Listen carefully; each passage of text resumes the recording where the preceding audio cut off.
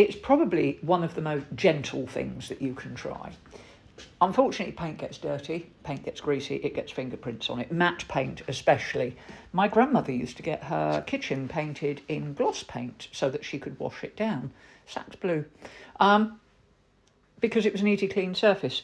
Old-fashioned paints weren't very stable if you put a cloth to them. Matte finishes were worse than satin or gloss finishes, which is why a lot of older people prefer satin. It's easier to clean. If you live somewhere rented, the chances are that your place is painted with the cheapest magnolia or white paint, and it is cheap. You can buy it in big tubs for not a lot of money.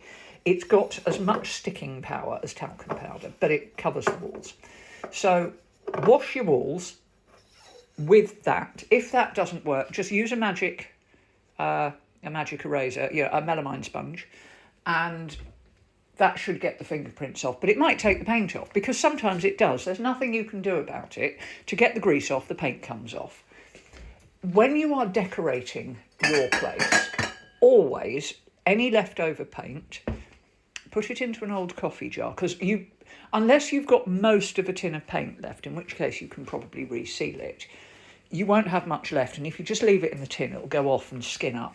But if you use a spatula, put it into an old coffee jar, label it carefully with the paint name, the paint number and manufacturer, and more importantly, the room that you decorated with it, and keep it somewhere. A, it's easy to keep. It's a small jar, not a big tin.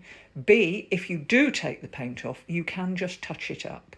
And if you're in a rented place, like I said, you can just get your walls clean. And it is usually cheaper to repaint a whole room white than it is to lose your deposit if you use the cheap paint.